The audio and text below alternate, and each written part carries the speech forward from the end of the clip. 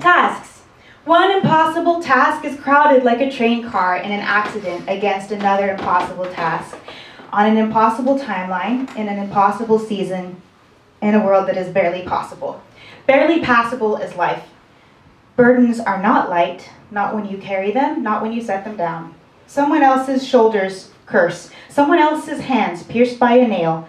If that moment doesn't exist in eternity, in perpetuity, no moment does. An impossible task, set the table. An impossible task, tell the truth. An impossible task, love. Completely impossible. Be loved. Live.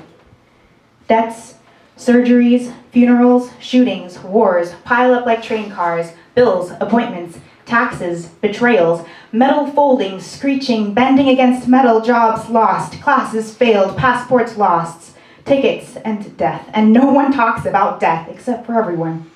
I want. My mirror reminds me of how many years you can lie about luck, how he must have felt when he decided to stop thinking about it and just go ahead and die. For all of us, it is one more impossible task.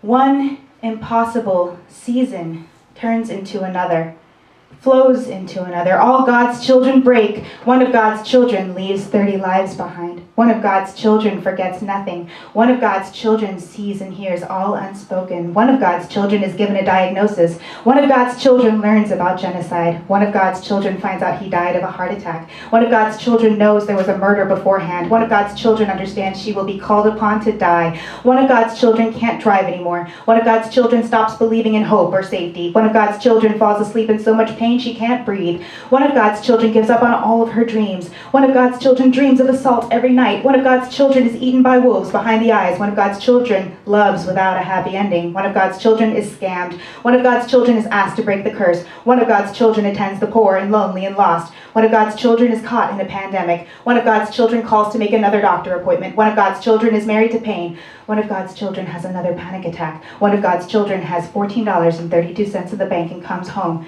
One of God's children gives up their home. One of God's children gets a bill in the mail for uncollected fees of $1,026.23. One of God's children decides never to have children.